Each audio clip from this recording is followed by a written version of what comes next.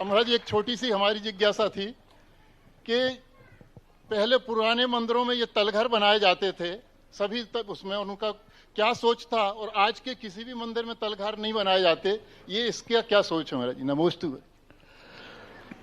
3 कारणों को विचार करें। पहले जितने भी बड़े आदमी थे, जितनी छोटी गली में होगा बड़े आदमी का मकान होगा। बड़े पुराने स्थानों पर जाइए, जैन समाज के जो मोहल्ले हैं, एक तो शहर के नगर के बीच में रहते थे और गलियां छोटी रहती थी। उसका मूल कारण रहता था, कभी भी आक्रमण हो जाते थे राजाओं के, तो छोटी गलियों में पैदल ही सैनिक आएंगे, बड़े बड़े हाथी घोड़े रथ नहीं आ पाएंगे, यानी बड़े बड़े सेनापति होते वो नहीं आ पाएंगे। तो उनसे सुरक्षा, पैदल चलने वालों को तो हम कंट्रोल कर सकते हैं, इसलिए छोटी गली में मकान बनना राजतंत्र में अच्छा माना गया है। दूसरा कारण है कि जब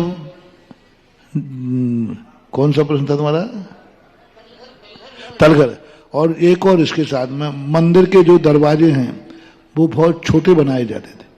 उसका मूल कारण था कि जो विपरीत धर्म वाले बादशाह होते थे वे कहीं अपना मस्तक नहीं झुकाते थे, और छोटा दरवाजा होने से उनको झुका के जाना पड़ेगा, इससे वो मंदिर के अंदर नहीं जाते थे, मंदिर सुरक्षित बच जाते थे। तीसरा तलघर बनाने का कारण था, कभी कभी आकस्मिक ऐसे उपद्रव आ जाते थे कि मूर्तियों को, समूषण को तलघरों में जाके छुपा दिया जाता था।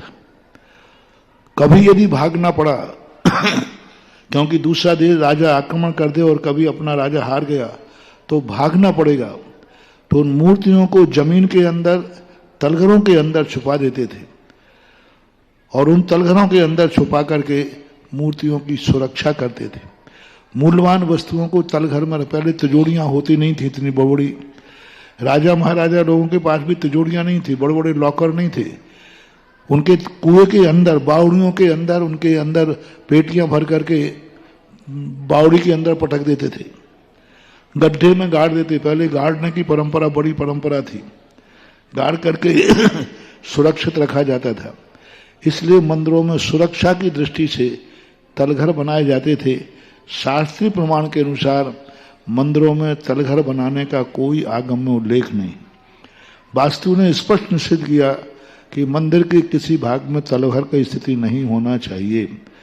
तलघर वाले जो मंदिर हैं एक न एक दिन प्रतिष्ठा को खो देते हैं, तो वास्तु ने तो स्पष्ट निषेध किया कि मंदिर का तलघर नहीं, मंदिर का भाग ठोस होना चाहिए, मजबूत होना चाहिए। उसकी जगती का इतना ठोस प्रमाण दिया है कि हथौड़े से भी फोड़ा जाए तो भी जमीन के अंदर हथौड़े की मार से भी छेनी नहीं जाए, ऐसा ठोस करने का मूल प्रावधान किया गया है। अब वो तलघर बनाए गए, मजबूरी में बनाए गए, सुरक्षा के लिए बनाए गए, ऐसा मानना चाहिए। आज तो महाराज तलघर वाले ही मंदिर जो है सांगानेर, चांदखेड़ी, बिल्कुल आसमान पे छू रहे हैं, ऊंचाइयों को छू रहे हैं महाराज। तलघर वाले मंदिर नहीं छू रहे हैं, तलघर उनमें हैं, पर उनमें जाकर के कुछ विशेषताएं ऐसी बन गई, और वे तलघर भी ऐसे शुभ स्थान पर पड़ जाते हैं जिस कारण से मंदिर में यदि ईशान कोण में तलघर पड़ जाए, जैसे सांगानेर का है, और वो तलघर की स्थिति ऐसी दिशा में है कि उस दिशा में यदि गड्ढा होता है तो शुभ माना जाता है। तो अब एक गड्ढे का होना अलग चीज है और मंदिर का ठोस होना अलग चीज है।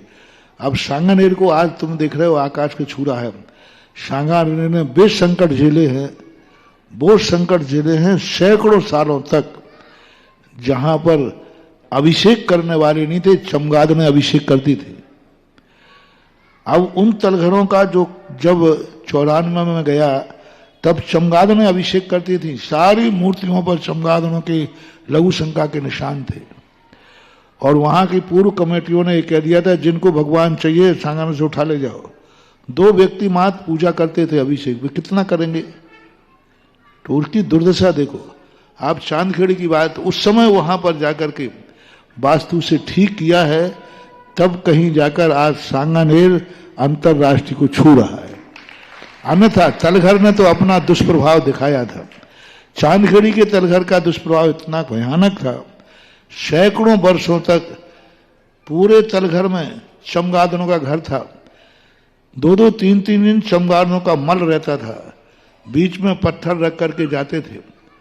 और एक कोई अजैन था, वो मात्र शाम को तेल का एक दीपक लेके शाम को रख देता था।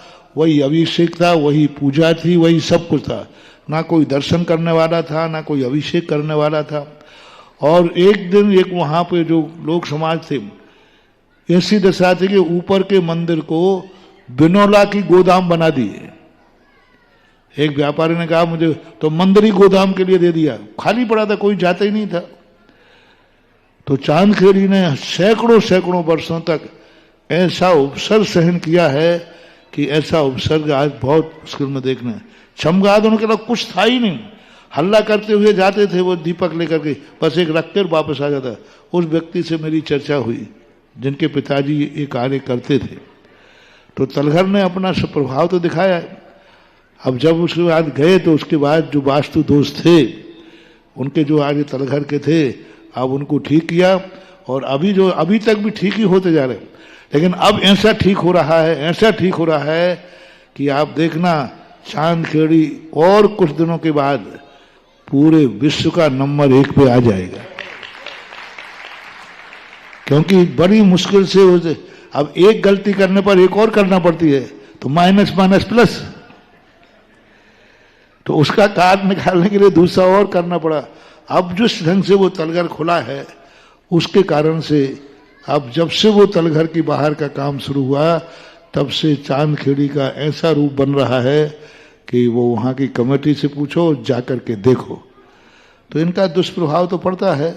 फिर कोई संभालने वाला हो, बीमारी आएगी तो दुख तो देगी, लेकिन संभालने वाला हो तो वो संभल भी जाता है।